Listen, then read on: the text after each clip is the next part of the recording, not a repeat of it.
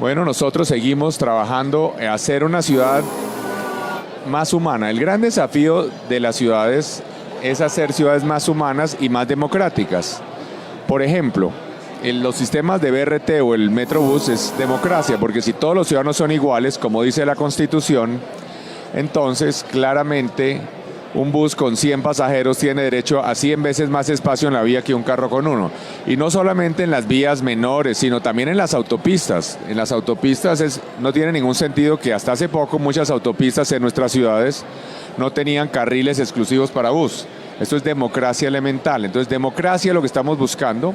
Estamos buscando ciudades más humanas. Bogotá, por ejemplo, estamos haciendo un gran circuito de casi 250 kilómetros alrededor de la ciudad peatonal, sobre las montañas, por las montañas que son el borde de Bogotá, por el borde del río.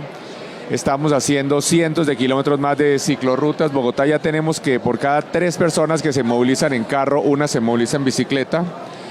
Y queremos impulsar esto mucho más.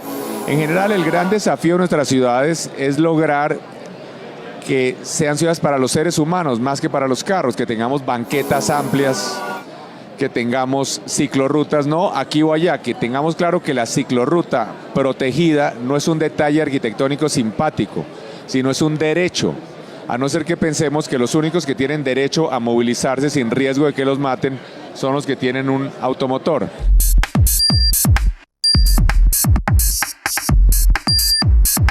Estamos haciendo unas inversiones muy grandes en hacer más carriles exclusivos para bus, también una línea de metro, pero sobre todo con los carriles para bus vamos a tener en 5 años en Bogotá una ciudad en donde más del 85% de las viviendas estará a menos de 1 kilómetro de una línea de transporte masivo.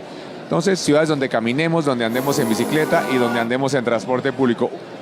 Que en términos de movilidad, la ciudad avanzada no es aquella en donde aún los pobres tienen carro, sino más bien aquella en donde aún los ricos se movilizan en transporte público y en bicicleta. Y a eso es que tratamos de llegar todos, estamos viendo cuáles son los diferentes caminos, pero todos creo estamos apuntándole a la misma dirección.